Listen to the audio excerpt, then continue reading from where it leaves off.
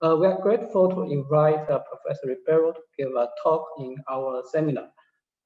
Professor Ribeiro is the general editor of International Transactions in Operational Research, which is a very reputable journal in the field of management science and operations research.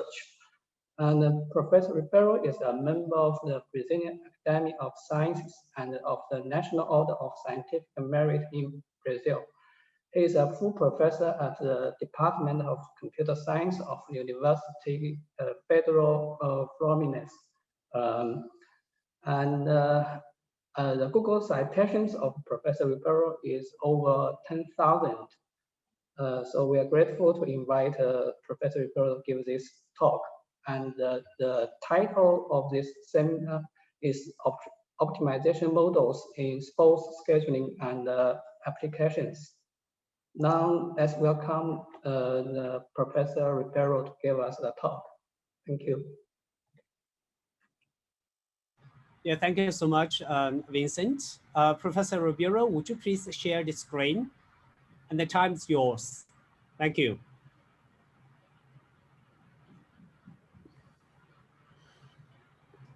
Do you have my screen? Yes. Yes. Okay. So first of all, I would like to thank you for this invitation. As I mentioned in the beginning of our conversation, it has been more than 25 years since the last time I visited Hong Kong. And so it's a pleasure to be virtually there. That's the only thing that is possible now. I hope things will improve in the near future. But I think that anyway, this is a very good opportunity to keep the contacts and to keep the collaboration with colleagues, with other institutions, and to keep updated with research doing everywhere.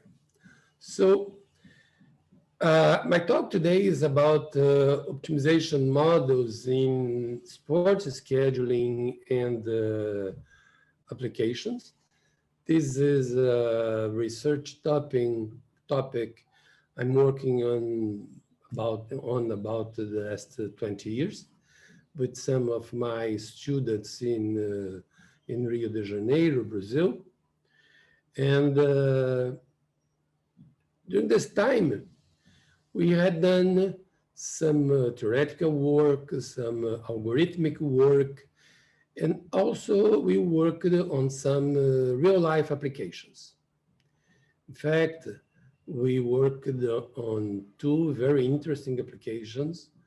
The first one was the scheduling of the Brazilian soccer tournament. This was a work hired by the Brazilian Soccer Federation that during some time used the software we developed. And more recently, together with a colleague from Norway, we developed the model and the software that is used to schedule the Norwegian soccer first league, okay? And so at the end of this talk, I will present the work developed with my Norwegian colleague concerning the application of scheduling methods to the first league of the Norwegian football, okay?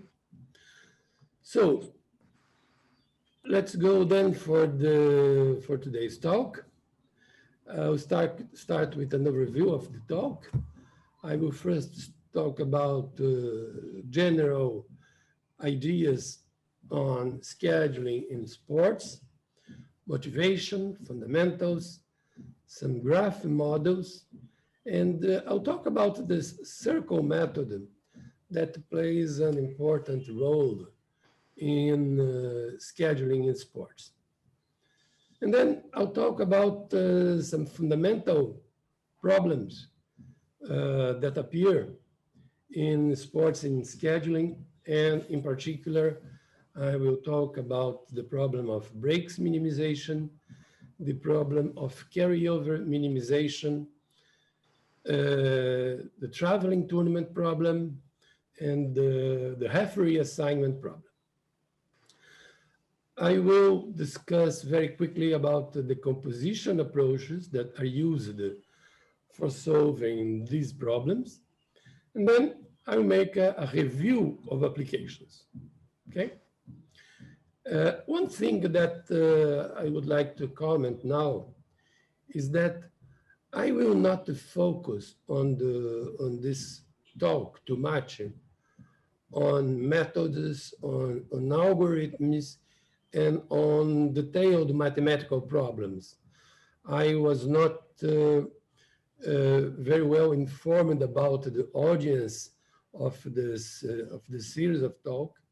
Then I thought that maybe spending too much time with detailed algorithms or mathematical models could be boring for some part of the audience. So I will focus more on the problems themselves, okay, on the description of the problems and on their applications, okay? And I will give references. So as that if some of you are interested in the models, in the algorithms, the references are all available, and you can take a detailed look at those references with models and algorithms, okay? And I will conclude with one application to the Norwegian football. If we have time, which I don't think will be the case, we may also appreciate the application to the Brazilian football. But I think the application to the Norwegian football is more interesting because it's recent and it's still in use, okay? While the application to the Brazilian football has now about 9 years old and is not in use now, okay? So that's why I'll focus on the application to the Norwegian football. Okay, so let's start with scheduling sports. So scheduling is a decision-making process that is used on a regular basis in manufacturing and the service industries. It deals with the allocation of resources to tasks over some time periods. And the goal of scheduling is the optimization of one or more objectives. The tasks that we want to schedule, they may have different priorities, and they also may have due dates. And different objectives may have different problems. So we may be interested, for instance, in minimizing the make span, which is the total duration of the realization of all tasks. We may also be interested in accomplishing all due dates for all tasks. These are different objectives. The resources and the tasks in different organizations, they can take many different forms. For instance, if we are interested of the operations in a production process, our resources are the machines in a workshop. If we are considering an airport, for instance, then our tasks are takeoffs and landings. And then our resources are the runways of this airport.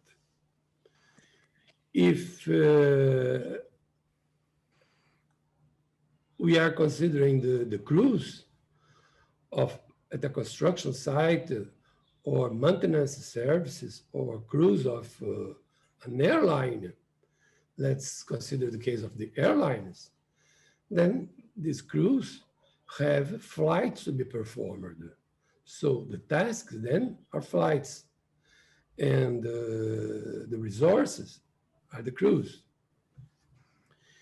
If we have a computer system where we have computer programs to be executed, then these are the tasks, and the resources are the processing units at this computer environment.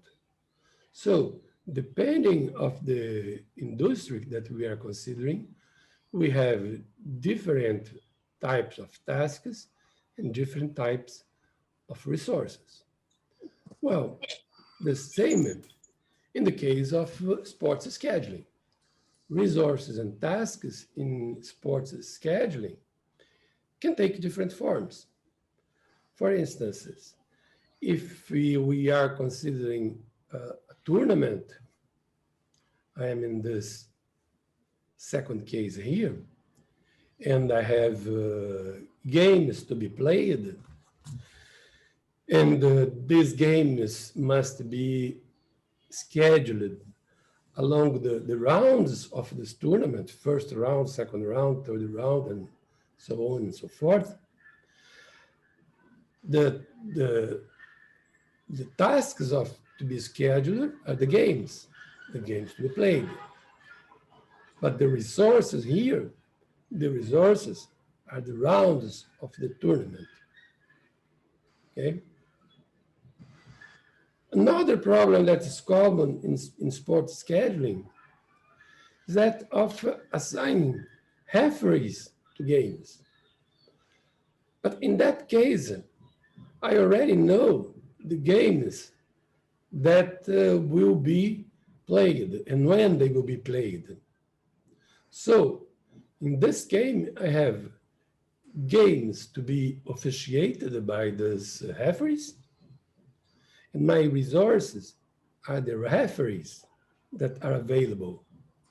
So I have to schedule the referees to the games. Okay? So different problems in sports scheduling. Those are the two typical problems that we'll be examining in the following. Okay?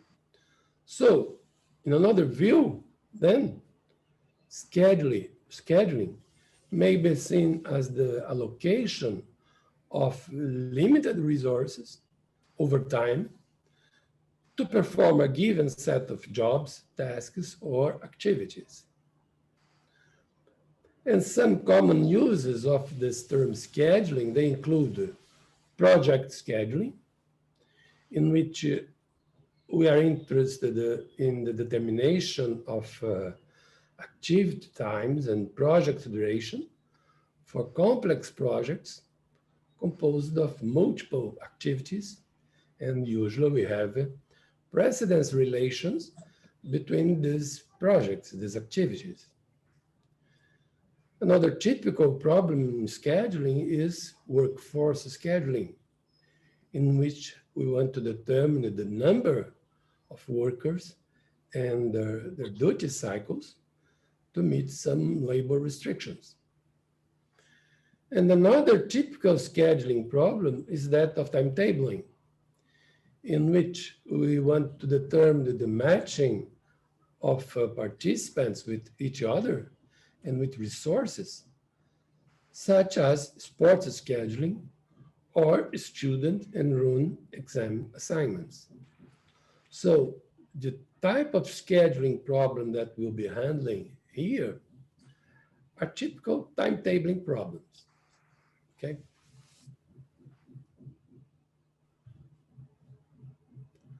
So what is the motivation to study scheduling problems in sports? Professional sports are a very important economic activity. We are all looking at the matches of European Cup this last 2 weeks. Today we have the semi-final.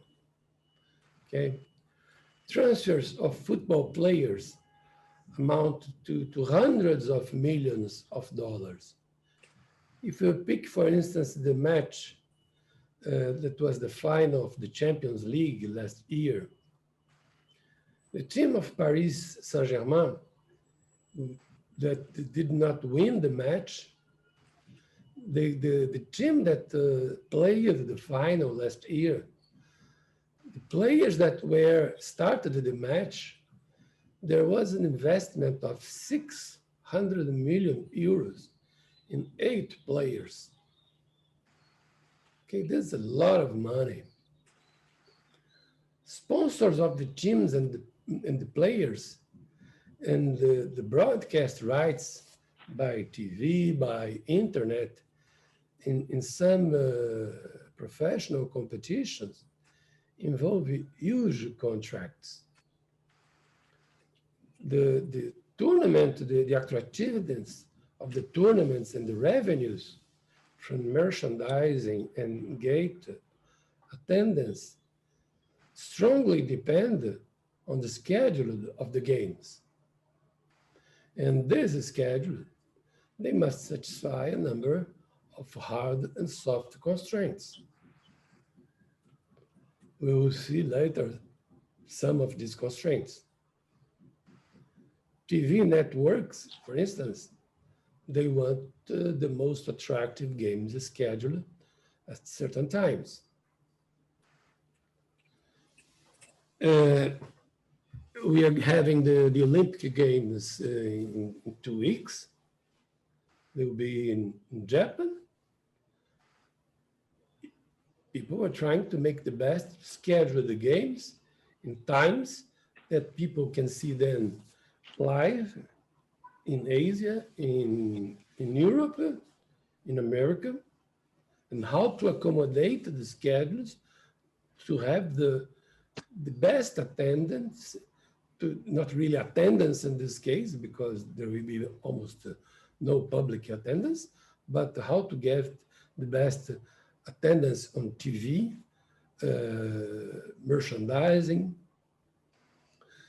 TV networks want to get the most attractive games scheduled at certain times, the prime times. We have geographical, we have technical, fairness, and security constraints. And these constraints impose intricate patterns of scheduling that are difficult to determine. For instance, if you consider a city that has 2 big football teams, usually you're not supposed to have a competition in which these 2 teams play against 2 outside teams the same day, because you have 2 fans of 2 rival teams traveling in the city at the same time, and they could meet and they could be a distraction. So we have the concept, the idea of complementarity schedules. So if I have 2 teams from the same city, when this team plays at home, this team will have to play away. And when this one plays at home, then the other one will go away. Teams and leagues, they do not want poor schedules with unattractive games on prime times or important games played in parallel. I don't want 2 good games in parallel because there will be a loss on TV rights, because these 2 games will not be broadcast live simultaneously. People will not be able to attend both games in parallel. So we are all thinking that the games of European Cup, sorry, I said the name in Portuguese, European Cup, okay?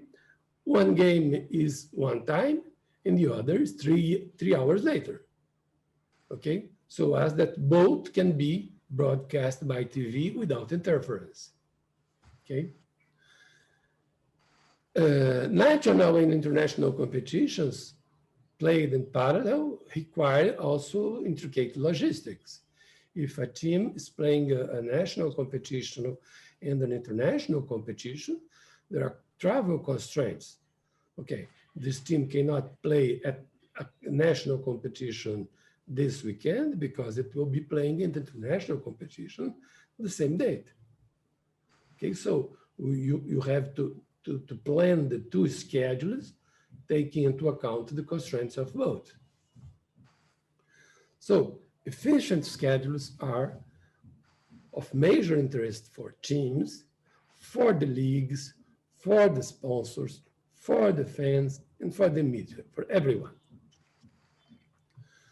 So for professional leagues, sports have become a big business. And in a globalized economy, countries and cities battle for the rights to organize major events such as the Olympics, the World Cup. And these competitions, they may bring thousands of jobs, of urban regeneration, and economic opportunities for the hosts. If these resources and if these opportunities are well used. We know several examples of these big competitions that were kind of success for the organizers, such as the Olympic Games in Barcelona, for instance, but there are histories of failure, okay? These tournaments, they are followed by millions of people across the world. And there are multiple agents. And then we start to talk about optimization.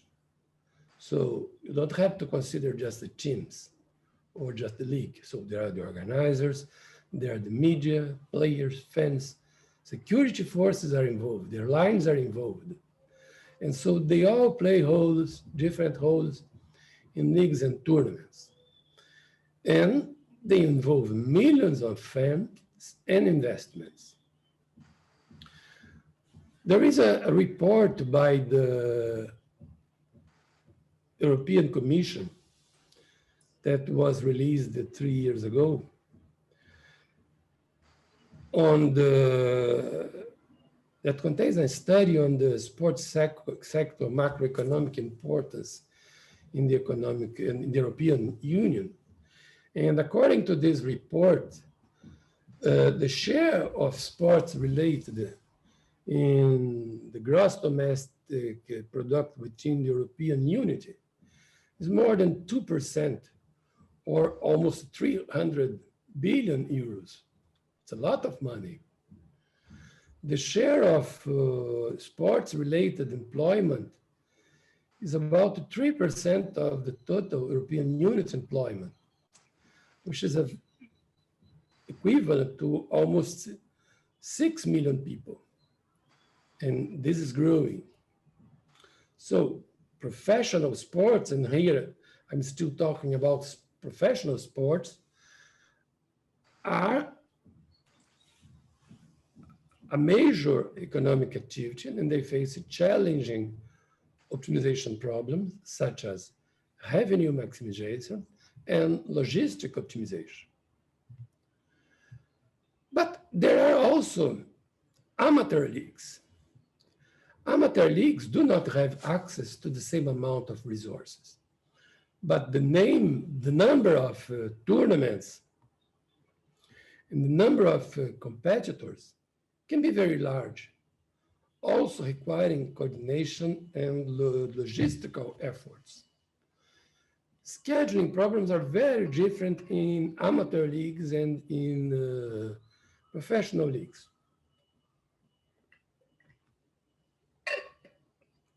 Amateur leagues may involve hundreds of games every weekend in different divisions, while professional leagues have usually around 20 teams, small number of teams, and relatively few games.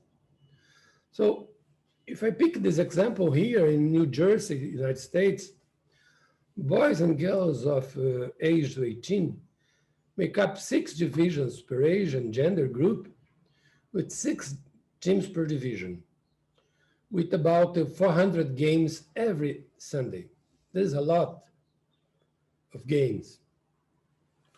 There's a league in California, for instance, there are up to 500 soccer games in a weekend, involving about 10,000 players and hundreds of referees. So we have to schedule these games in hundreds of fields. Referees will be traveling, teams will be traveling. We have to coordinate the referees with the fields. We have to avoid long travels on the weekdays. We have to leave the long travels for the weekends. Most of the players are youngsters, okay? And we have a big problem here, which is the referee assignment problem. Because there's a shortage of certified referees. And they will officiate several games in same days. So we may be interested, for instance, in the minimization of the total number of traveling that these referees will perform, or the total traveling time, or minimization of the idle times between consecutive games assigned to the same referee. So the organizers of these amateur leagues, they may also want to match the preferences of the referees regarding facilities, divisions, time slots they have available. And these are interesting problems. And we have worked with these problems also in the past. Okay. So to conclude this motivation part, sports schedule attract the attention of researchers in several areas, multidisciplinary areas, such as operational research, scheduling, constraint programming, graph theory, combinatorial optimization, and computer science. And different optimization techniques have been applied to solve problems in sports scheduling. Exacted methods, approximated methods are used, including decomposition, integer programming, constraint programming, metaheuristics, and hybrid methods combining these methods. Schedule optimization seek to meet the various criteria. Good fixtures, good timetables are important in order to maximize revenues, to ensure the attractiveness, but not only the attractiveness, but also the fairness of the games, and to keep the interest of both the media and the fans. Schedules have also financial implications, and they interfere in the performance of the teams. So finding the best schedule of game is a difficult task, often with multiple decision makers, constraints, and objectives, involving logistics, organizational, economical, and fairness issues.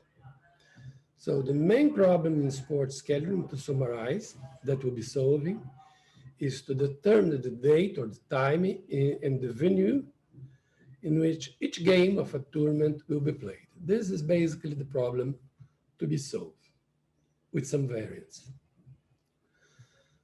So, some variants of the problem. We have some tournaments that correspond to relaxed problems. In these relaxed problems, the number of rounds is generally larger than the minimum needed for scheduling all games. So not every team necessarily plays in each round, and teams may have some periods without a game. So a team may play 5 games and then rest for some rounds. So there is not necessarily a team is playing every round. Temporarily constrained problems, which is basically the case of football tournaments, we have a planning horizon, and we want a minimum number of rounds required to schedule all games. Each team has to play exactly 1 game in each round, and we usually have compact tournaments because we are playing the minimum number of periods. The basic problem here, we have a league, we have an even number of teams. They are indexed from 1 to n. Each team has to play against every other team a number L of times, L at least equal to 1. Maybe L equal 2, L equal 3, basically L equal 1 or L equal 2. There are variations. The number of games is n multiplied by n minus 1 over 2, multiplied by this number L here. And the number of rounds is n minus 1 multiplied by this same L here, such that each team plays exactly once in each round. So we want to determine which pairs of teams plays against each other in each round of the tournament. And for each of these games, each of these pairings, whether this game is played in the home stadium of team I, and in this case, I say that we have a home game for team I, or if this game is played in the home stadium of team J. In this case, I say that it's an away game for team I or a home game for team J. Okay? When each team has to play one game against each other, we say that we have a single round robin tournament.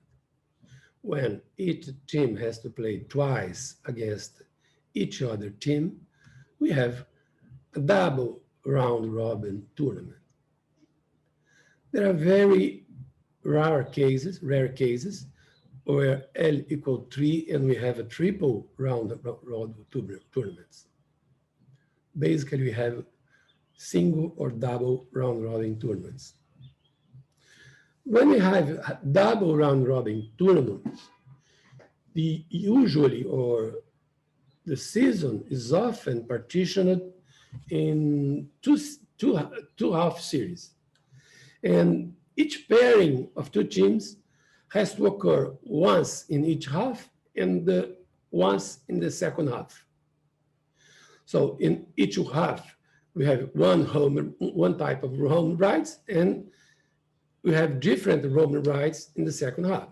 So if A plays against B at home in the first half, then A will play away against B in the second half. Okay? This is usually the situation. When we have what we call a mirrored schedule, the second series, the second half, is played in the same order as the first. However, the games just changed the home rights. Okay, the order is the same, but just change the home rights. See, if the schedule is not mirrored, we can have the games in completely different orders in the two halves. In a mirrored schedule, the order of the games is the same. Okay, but just change the home rights. What we call a round trip is a maximum sequence of consecutive away games. So if a team plays against B, C, D, and return to its home, then we say that this is a road trip. It played 3 away games consecutively. If a team performs 3 consecutive games against B, C, and D at home, then we say that this team has a homestand.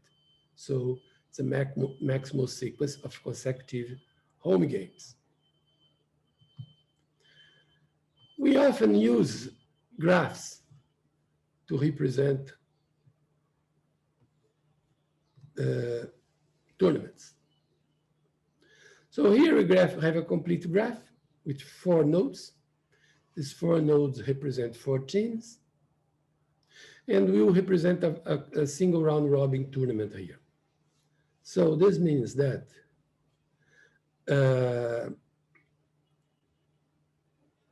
teams 1 will play against teams 2, 3, and 4, team 2 against 1, 3, and 4, and so on. Okay. Each color represents 1 round. So first round is in red, second round in black, third round games in green. Okay. If I want to assign the venues, I put orientations. And this means that 1 will play against 3 in the home of team 3. This is the famous circle method. I want to schedule a tournament with 6 teams. Then I put team 6 in the middle, and I build a pentagon with the 5 teams here. So in the first round, I schedule team 6 against team 1, and I draw horizontal edges here. 5 against 2, 4 against 3. This is round 1. Then round 2, I turn this polygon, or I turn the game of team 6. It's the same. So now team 6 will play against 2. And I still have these edges here. Third round, 6 against 3. And again, parallel edges here. Fourth round, 6 against 4. And parallel edges here. Fifth round, 6 against 5. And this is a very easy way to build a feasible schedule. The problem is that it's very easy to build such schedules, but they are very bad. They create a lot of difficulties in terms of schedule. And I put here a small bibliography about this part that we have seen. First one is a book that will appear soon, okay? That we are writing together with Sébastien Rout and Dominique Devera, okay? These are 2 surveys that appeared. And this is an interesting paper that they show several leagues that used this circle method to schedule their tournaments. And they show how the problems that were created by using the circle method. And here are much better algorithms to building schedules for as initial solutions than the circle method. Okay, let's proceed. Some fundamental problems. One of the most studied problems is that of breaks minimization. We say that there is a break whenever 2 teams play, whenever 1 team, play 2 consecutive home games. Then we say that this team has a home break. Or when a team has 2 consecutive home games, then, or 2 consecutive home games, or 2 consecutive away games. Why we say this is a break? Because we would love to have schedules in which every team alternate a home game with an away game, home, away, okay? So suppose if you have 6 teams, then team A plays home, away, home, away, home. Team B, away, home, away, home, away. This seems to be very fair, okay? Because 2 consecutive games at home is good. The team stays at home, the players are able to have to rest, they do not travel. 2 consecutive away games is bad because the teams are traveling, the players do not go home. So if you alternate home and away, this is very fair because everyone is having the same difficulty. The problem is that if you have a 3rd team, it's impossible to have a 3rd team alternating, okay? If you want to give another schedule of the same time, home, away, home, away, home, away, for the third team, they will not meet team A. So any other team will have to, must have a break. So you cannot have perfect schedules for more than 2 teams. So it's possible that any schedule for a single round robin tournament must have at least n-2 breaks. And this is the most studied problem in sports scheduling. For instance, find a schedule with 2n-2 breaks. Minimize the number of rounds it breaks. Find a fair schedule in which all teams have the number of breaks, the same number of breaks. These are important problems. Another problem that is very interesting is the problem of carryover minimization. Carryover, I'll try to explain this. It's a little bit difficult to explain, but the idea is the following. Suppose that you face a hard opponent today, okay? And then you are very tired, okay? And you face a hard opponent tomorrow. And then the second opponent that you face will have an easier match against you because you are weakened by the fact that you had a strong opponent the day before. On the other hand, if you have a weak opponent one day, you are now in better conditions to find a stronger opponents in the next day, in the next match. So it would be interesting to equilibrate the sequence of hard and less hard opponents to have a better sequence. There is one very interesting example. It's a real life example, again in Norway, in the first league of Norway, where carryovers determined by one specific team and player strongly affected the final results of the competition in 2007. Alanzinho is a Brazilian player, football player, that played for a team called Stabæk from 2005 to 2009. Alanzinho was not such a fantastic player. It was a low-level, medium-level player for Brazilian standards. But he was a very fast and a great dribbler. And Athletes playing against Stabæk collected many yellow and red cards due to faults against Alanzinho. So Alanzinho picked the ball, and then what he did? He ran towards the goal. And then someone made a fault against Alanzinho. And then this guy got a red card or a yellow card. Okay?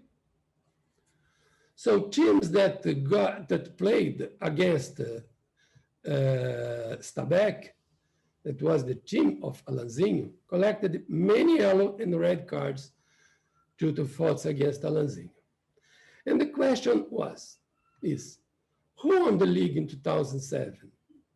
Stabæk, the team of Alanzinho? No, Bram.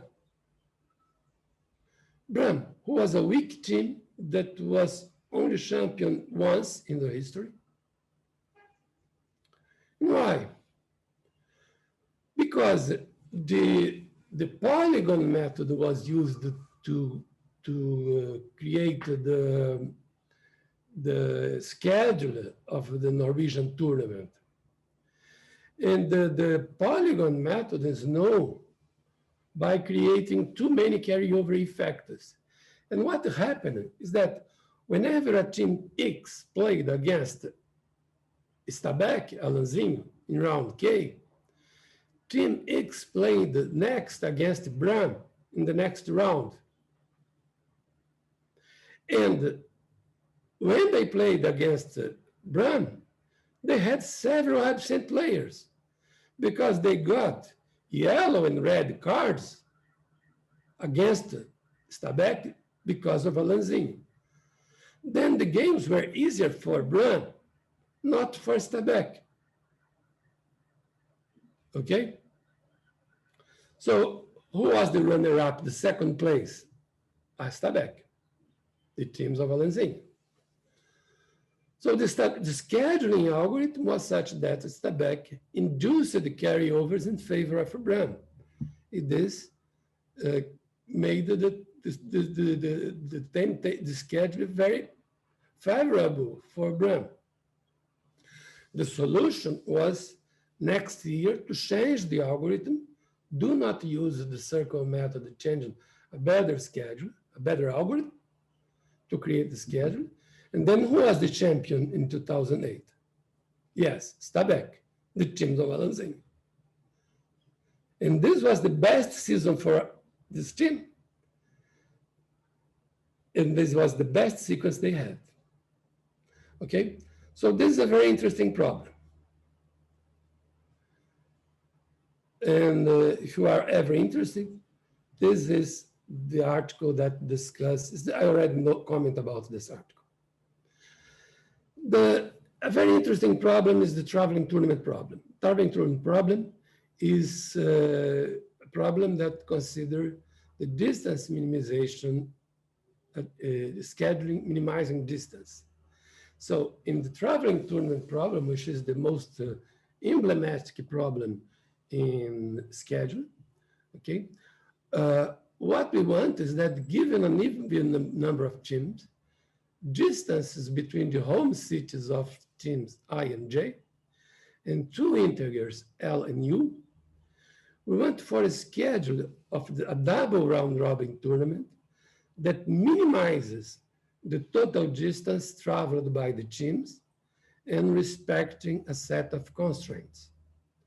And the constraint are, every team begins the tournament at home and must return to its home after the last away game. So the teams start at Rome, perform some games, return home. So the teams are always returning home. Whenever a team plays two consecutive away games, this team goes directly from the site of the first opponent to that of the second. It does not go back home. So consecutive away games, the team goes from the site of one opponent to the other. And every sequence of home games or away games is formed by at most 3 games. At most U games, to simplify, at most 3 games. After 3 games, if the team is playing home, it has to leave. After 3 games, if the team is playing away, it has to go back home. So this is a very hard problem, much harder, for instance, than the traveling salesman problem. Okay?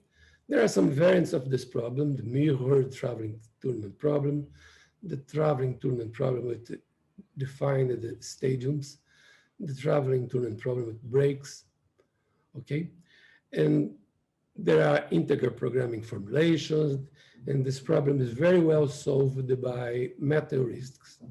And what's very interesting for this problem, this was the first formulation for this problem in 2001, is that so far, the largest problem, size of problem that is solved exactly by interprogramming has only 8 teams. Okay, no more than 8 teams. It's not exactly solved by 10 teams. Okay, I will skip the half reassignment problem because we're running short of time. And I will pass to a short review of applications. If we have time, we'll come back to this later. So, sports where this is applied. Football and basketball for sure. And football, sure, most of applications are in football. We find applications in hockey, baseball, volleyball, handball, and other sports such as cricket, softball, tennis, and table tennis. And in the surveys, you may find applications in all these sports. Here, you'll find an effort to create a kind of framework for formulating different constraints, different objective functions for different sports in the area. And so here you see there's a number of authors here that because we tried to do an effort, several people that have been working in this problem. We worked together trying to put a framework for different formulations. This reference here describes the application, okay, to the football leagues in Austria and Germany, okay? So these are applications, real-life applications, using heuristics and integer programming branch and bound. Here you have the construction of the software that was used for several years in Brazil, using integer programming and decomposition, exacted method for solving the Brazilian soccer tournament, okay? So this was used for 3 or 5 years in the scheduling of the Brazilian tournament. 2 years in parallel and 3 years solo as the only scheduler. Here is the software that was developed for the Chilean tournament, okay? Again, using integer programming and decomposition, mainly based in the software we developed for the Brazilian tournament. Here, the Belgian solution, okay, also using integer programming, okay? And again, the Belgian experiment that was still being used in some time ago. Here, scheduling the second division of the Chilean football. This is scheduling Canadian Football League. And here, scheduling a non-professional and amateur indoor league by Taboo Search, okay? Here, an interesting application is scheduling the South American qualifiers of the last World Cup by integer programming. So several applications. Here you have basketball. These are old papers, okay? But they were kind of original applications of this kind of methods in the Atlantic Coast Conference, and this is an improved version of this paper. This is hockey, National Hockey League, using integer programming, okay? And what is interesting in this application here, okay, in the Finnish National Ice Hockey League, okay, is because they are a triple round robin tournament, and this is not common, okay? Here, volleyball, Argentina, using optimization to schedule volleyball league. And this is Italy, again, using integer programming to scheduling their league, volleyball league. And here I'll skip again because I don't have time this for now, but it's basable. And a very interesting paper describe how integer programming is being used to schedule the half race in the major league of baseball in the United States. If we have time after the question and answers, I will comment on this, okay? So if you give me 5 more minutes, I'll comment this application to the elite professional football league in Norway, okay? This is work I did 3 years ago with my colleague Lucas Bach from Sintef Digital in Norway, okay? And this is still being used in Norway, and this is why I choose to present this application. So in the first league in Norway, they have 16 teams. This is the map of Norway, okay? So there are 7 teams in the Oslo region. There are other teams along the coast here. And you have this other team here that is far in the north that create difficult scheduling problems because of the flights coming here. Okay, that this is really far away. So this is Elite Series, this is real life. They have a non-mirror double robin tournament, and they have many constraints. They have constraints of the type, they want some games that must be placed at home or that must be placed away in specific rounds. They must have at most 1 home break and at most 1 away break for each team. This is a constraint, okay? No team may have more than 1 home break. No team may have more than 1 away break. This is for a question of fairness. All teams have the same conditions.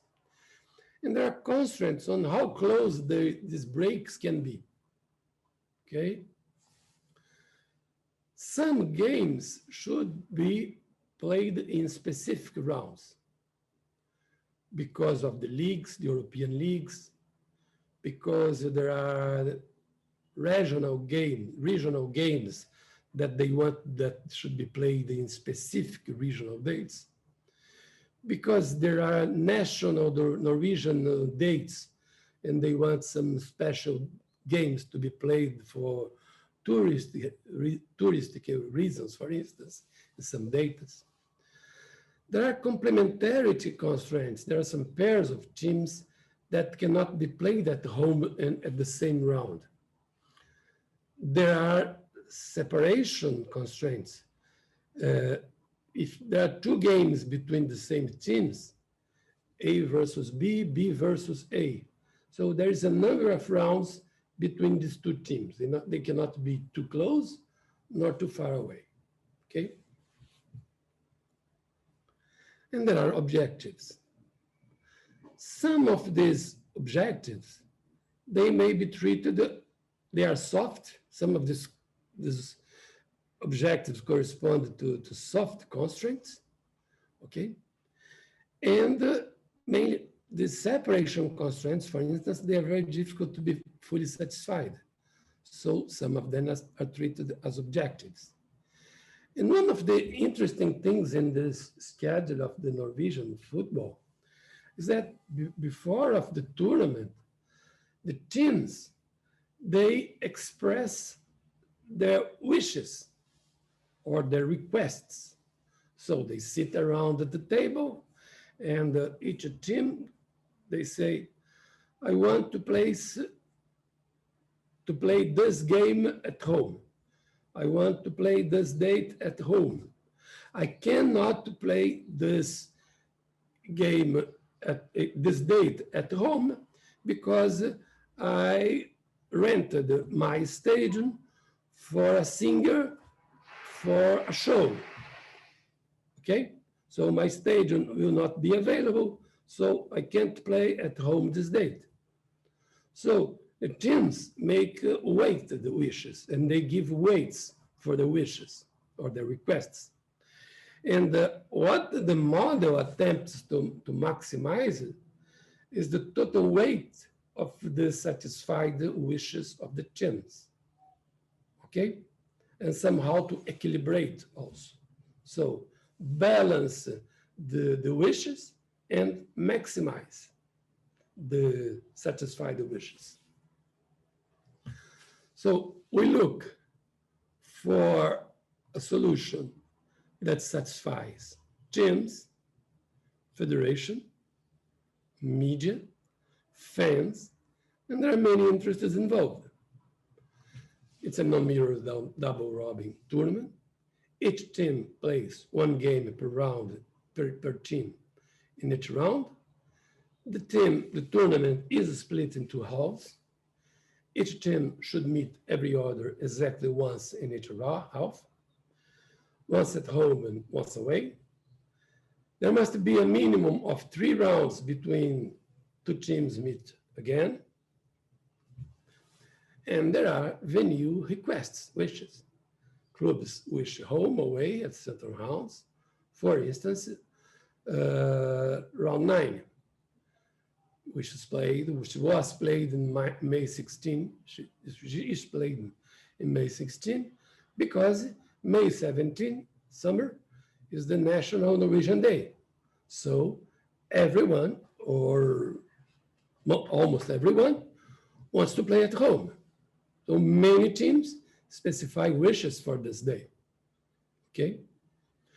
But in some cases, the stadium is rented. So teams say, okay, I can't play this day at home. There are constraints of the type Super Sunday. In Super Sunday, some important games have to be played at Super Sundays to be more attractive. So there will be 7 important games around the country. And there are similar dates that they call Derby Saturdays, where there will be special matches also. So we have to schedule some matches for a Super Sunday. We have to schedule some matches for the Derby Saturdays. This is specified. We use a solution method, a kind of decomposition approach, which is decomposed in 3 phases, basically. So in the third phase, in the first phase, we find patterns for each team. So in the first phase, we will say that we'll find a game pattern for each team. So we will say, okay, team A will play home, away, home, away, away, away, home, home, home. Team B will play away, away, away, home, home. Team C, home, away, home, away, home, away. So we will find this sequences of home and away games for all 16 games. For all 16 teams. We don't care about the names of the teams. We just care for 16 teams and 16 sequences of gameplay. Okay? Okay, so to find 16 sequences of gameplay, we use a metaheuristic to do this. And in this phase here, we take care of some constraints. We take care of the constraints that involve only sequences of games that do not consider the teams. Okay? So this sequence here, it considers only the constraints related to dates and places, but not related to teams. So we are able to solve here part of the constraints. So the patterns that emerge here, they are all feasible in terms of places, dates, but not necessarily in terms of teams, because we don't have yet the names of the teams. Then we check the feasibility in the next step. Okay, so we have here, at the end, sequences, okay? 16. So next step, we check feasibility. What's feasibility check? There is a very nice theorem by this Miyashiro and other authors that allows to check if a sequence of HOME-away patterns like this allows that all these teams will be able to meet and perform the games between them. So with this condition, we check if this sequence of HOME-away patterns, of HOME-away sequences, are sufficient for these teams to meet them. If they aren't, then we find another pattern and we cycle here, okay, with some feedback. Once we find a feasible pattern, only then we will assign teams to patterns. And then we will say which team will play using which of the patterns, which of the sequences of HOME-away that we defined here, and check for feasibility here. And at the end of here, we have a feasible schedule found. Okay? So at this point here, we have this is solved by integer programming. So here we have a meta-heuristic grasp, and here we have integer programming. Okay. So at the end, we have this schedule for each round of the games that will be played. And now we submit this to the federation. And the federation will evaluate if they are happy with the proposed schedule. Because very often, as we have the solution of any problem in which we have several players, several actors, they have to check if they are really happy with the solution. Because at this point, there might appear other constraints that that have not been identified before. So they check here. And we receive feedback from the other parties, from federation, from security forces, from TV, okay? And there is an iterative process of determining new constraints. And for instance, they may say, oh, there is not enough good games in summer. Most of the good games have been scheduling during winter.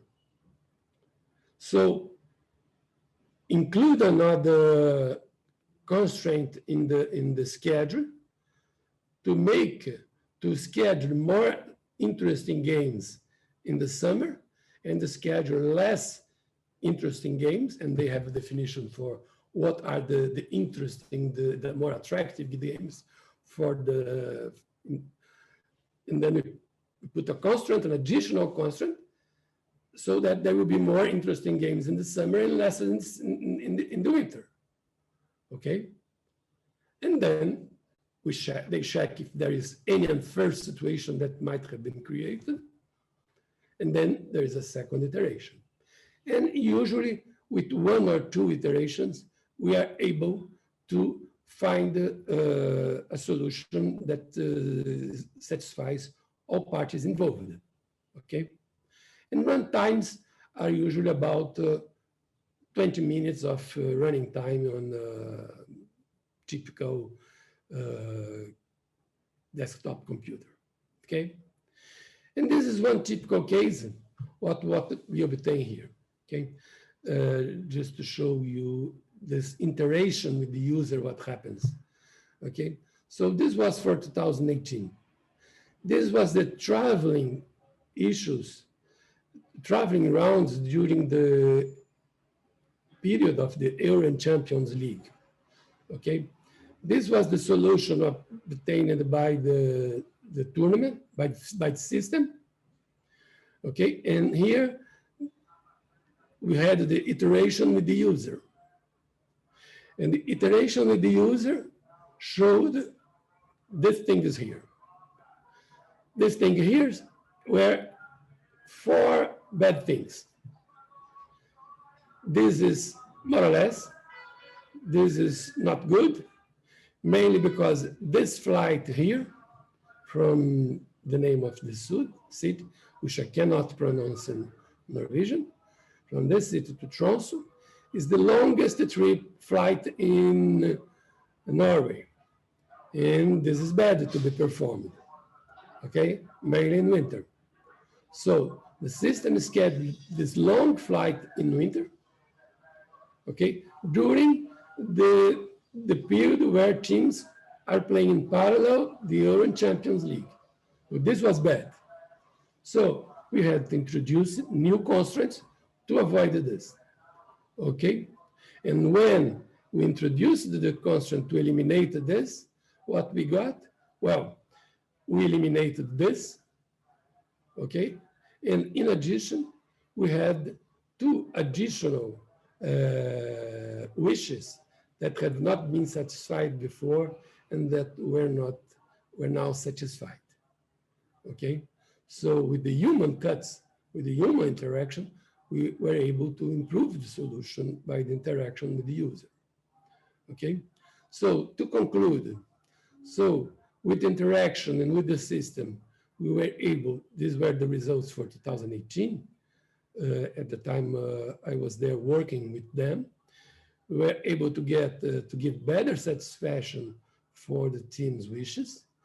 We had a better product for TV in terms of matches for Super Sundays, for Derby Saturdays, for the timing of the important matches, okay? And a total of 46 of the 51 requests made by the teams were satisfied, which were very good. 5 teams that made requests for home games had to play away. And this is natural because most teams are making requests for home games. But of course, it's not possible to schedule everyone at home. So some teams will have to be sacrificed. This is natural.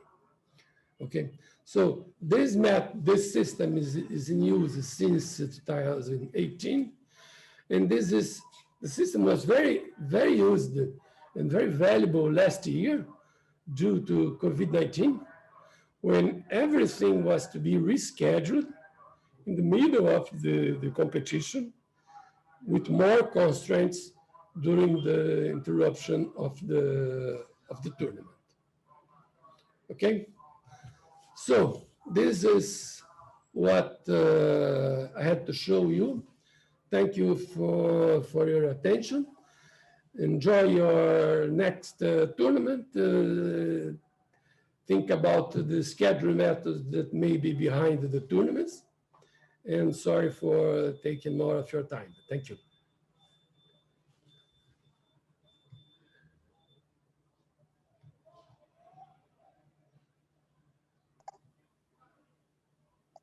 Okay, thank you for your presentation.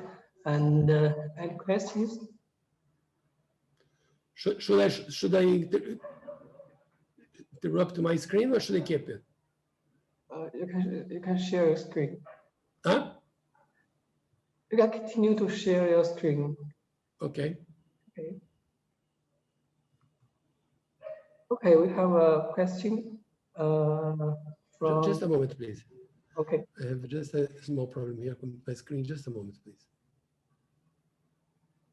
Okay, we have 3 questions. The first one is, I will read it to you. Thank you for your lecture, Professor. When we design mathematical models for heuristic algorithms, how to design a persuasive comparison experiment? As we know, the execution of a computer program is a common measure, even the objective value at the optimal solution. but it is not enough because of the selection of relative comparative methods. Do you have some more suggestions about the design of comparison experiment? So this is the first question.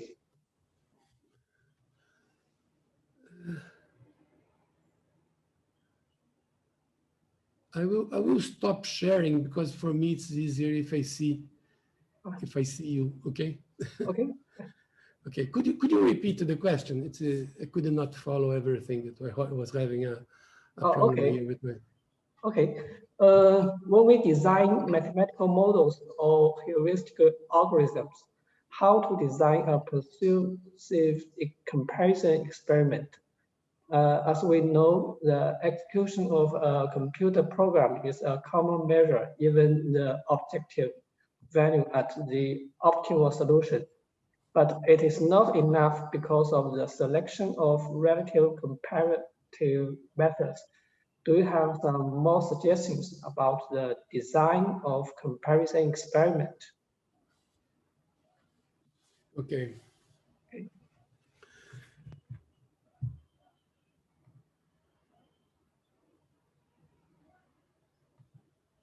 Okay. Well,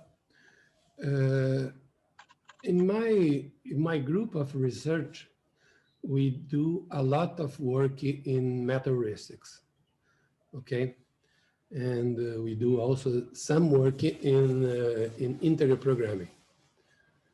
So usually when we develop a heuristic or a meta-heuristic for some problem, we are very concerned about comparing the results that we can obtain with a meta-heuristic with the results that can be obtained by integer programming. And we usually solve by meta-heuristics only problems that cannot be solved by integer programming.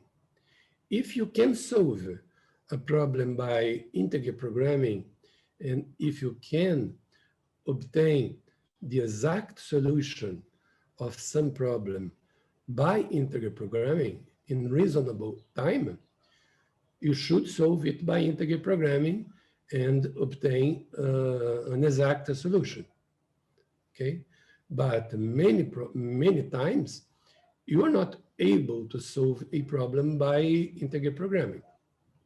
So if you consider these scheduling problems in sports, you are not able to solve these problems exactly by integer programming. This Norwegian problem, we tried to first solve it firstly by integer programming. We are not able to solve it by integer programming. The problem of the Brazilian tournament, we are not so able to solve it by integer programming. The full problem, okay? So we have to decompose it. Either we decompose the problem and we solve parts of it by heuristics, and otherwise you're not able to solve it, okay? And when we solve a problem by a meta-heuristic or a heuristic, we always start by studying the best setting of parameters for this problem, okay? What are the best parameters for using in a heuristic for solving this problem? We have to train the heuristic in the same way you train machine learning method. You have to separate some test problems where you will adjust your parameters to have what are the best parameters, okay? And you will have the parameters that may found the best solution values. And only after you have the best parameters, you will apply it in practice. And there are methods for tuning solution algorithms, heuristic methods. There are methods, one of them is called the iGrace, okay, which is a method for tuning heuristics. And there are other methods, okay? And that's what we usually do. You can use one of these methods that consist in doing statistical experiments in which at the end you will have the best parameter setting, the parameters that will lead you to the best solution values, or you can try benchmark instances and compare the frequency in which you obtain the best solutions or the optimal solutions for the problems that can be solved to optimality. But always you have to have some phase of parameter tuning to have the best parameters that you have to your heuristic. You cannot simply run one test case and say, these are my parameters, okay? And then I don't know if I solved exactly the question that you were answering, but this is, if I understood correctly, this is the issue for us. We want to calibrate our models to be sure that we are taking the most that we can from our heuristics. Okay, thank you. The second question is from Gao Le. You mentioned the fairness in sports scheduling. In job shop scheduling, we have one rule: friends lead favor. It is very interesting. We are breaking the fairness. May I ask how do we think the machine learning methods, especially the reinforcement learning, will influence researchers in scheduling in the future? Let me do something. I'm not the sound is very low here. Just could you wait just a moment? I'm trying to reset the sound here. Okay, you can find the question in the chatting room. Can you find it? I don't know what's going on here.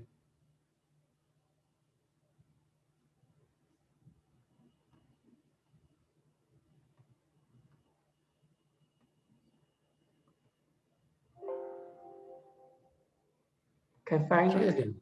Yes, in the chatting room. Yeah.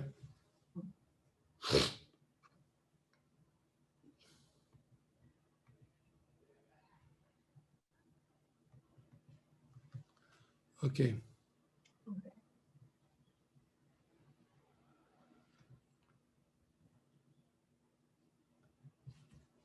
Okay, I'll read in the chat.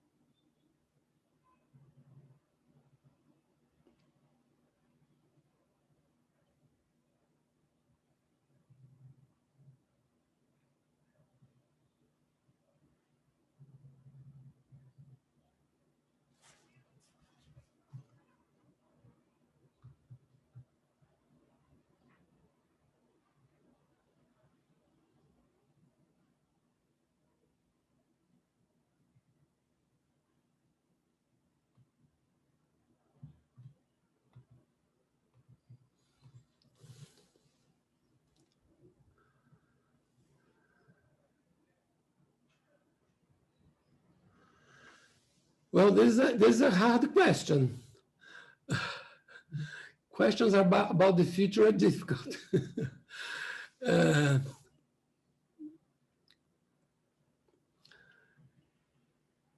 Yeah, of course, machine learning and reinforcement learning will have a great influence in scheduling. The issue is how much we will allow for it. If we allow that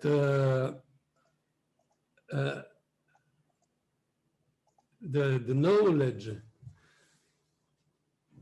obtained by machine learning favors schedule, I do believe that there will be a great influence. Of course it will, because machine learning has influence in everything. So machine learning has a great influence in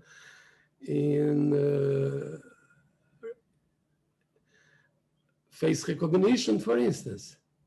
So if you have a machine learning that is algorithm that is able to recognize your scheduling environment, it will be able to take better decisions by considering and learning from the environment, from the situation of the environment. Yes, so I think the answer is yes, it will make a big influence.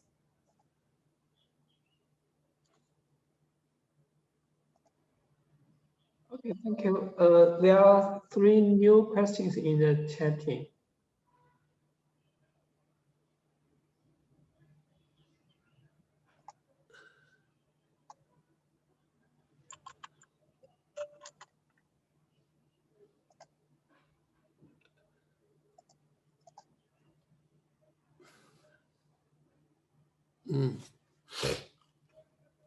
So the next question, if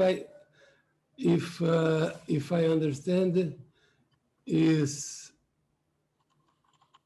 let's see, is the one by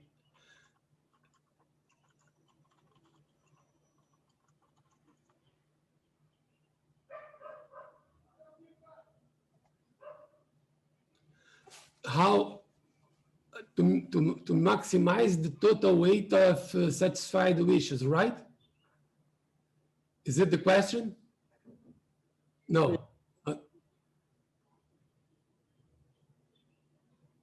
Let me see which is the question, because there are many questions here. Okay. I am a student from the University.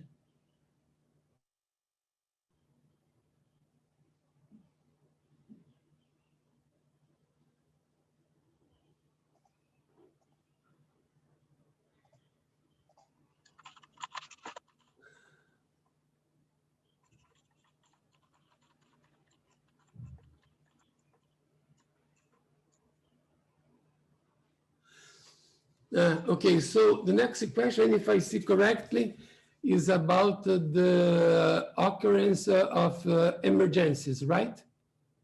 Is this the question? Is that correct? Yes. Yeah. If you have emergencies, you need a new model. But as I said, this model that we use for Norway, it was used in Norway during COVID, okay? They had to interrupt the competition because of because COVID. So for several rounds, they have to interrupt and they have to reprogram the tournament. So you have a new schedule, you have some games that were performed, and you have to schedule the remaining games.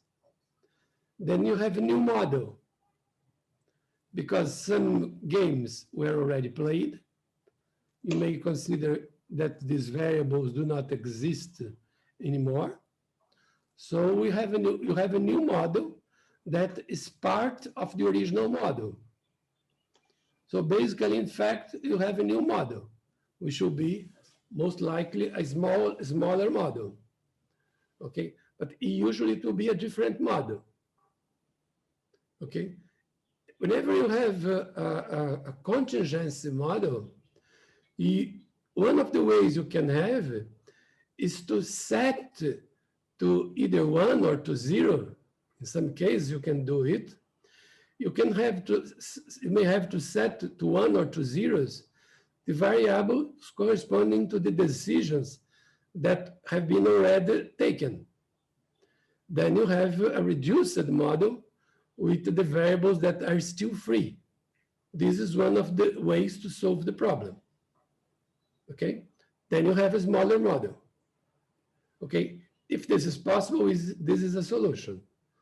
Otherwise, you have to set a new model. And then you have a new problem to solve. It's not easy to simply solve a new problem because, for instance, the game away pattern, the home away patterns will be incomplete. Some rounds will be played partially, some not. And sometimes these are different situations. And many times the interventions will be handmade. You will have to find a specific date to put in a game that could not be completed. And there will be manual interventions. It's hard to find a model that will be completely re-optimize the rest of the tournaments. There will be some manual interventions. Okay, thank you. Thank you, Professor Ribeiro. Since the time is limited, I will connect and email you the rest of questions and wish to receive your response to their questions later.